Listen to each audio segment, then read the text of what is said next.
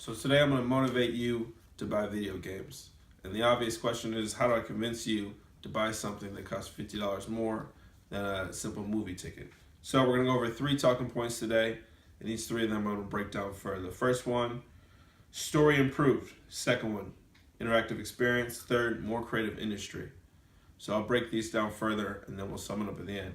So as far as story improved, I believe obviously most games are longer. So they have a better pace to them. They're not rushing through the story. If anything, it could be the other direction. And there's just really more of everything, more character development, more conflict, more decision making for the characters, which leads to a more diverse story. Second, more on the more character development. So you care more for the story, you care more for the outcome of each character's, whether it be their life or what have you. When you have more interaction with them, you've seen them go through more conflict and you made more decisions on their behalf. And flexible stories, personal paths. So you can play a game one style, you can play it another. You can make different decisions as you go, depending on how you feel about it, rather than just a set movie. Moving on to interactive experience, hands-on. So especially when a character gets in maybe a big battle sequence or something like that, rather than just sitting back and watching it, you get to experience it almost firsthand, obviously not, but almost firsthand. And from those experiences, you get a better understanding for his emotions. You know, staring at someone go through something is a lot different than actually making decisions for them as they go. You build bonds and you build trust and the characters around you. So the characters around you mean more. When someone dies in a movie, you know, he really is only the dialogue he was given in the couple hours in the movie. But in a game, he could be around for 20 hours, 22 hours, and then be killed off.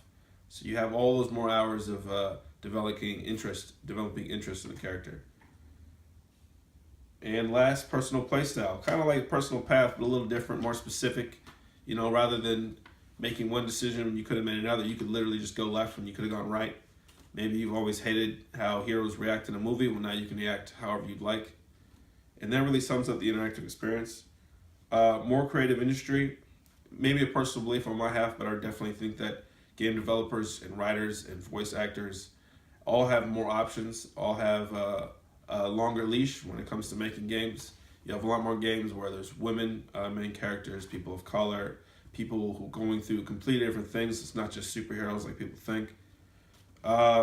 Less restrictive process and a broader audience. So I think video games reach not more, but a broader audience of people.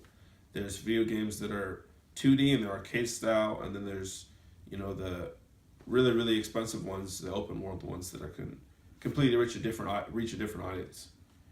And a dozen of game types. So like I was saying, you can play Mario Kart, or you can play Last of Us, which is a zombie open world game, and it's very dramatic. Or you can play a lighthearted game, like maybe a Zelda, and you can play old to new technology all the way through and still experience new, interesting, creative stories every single time.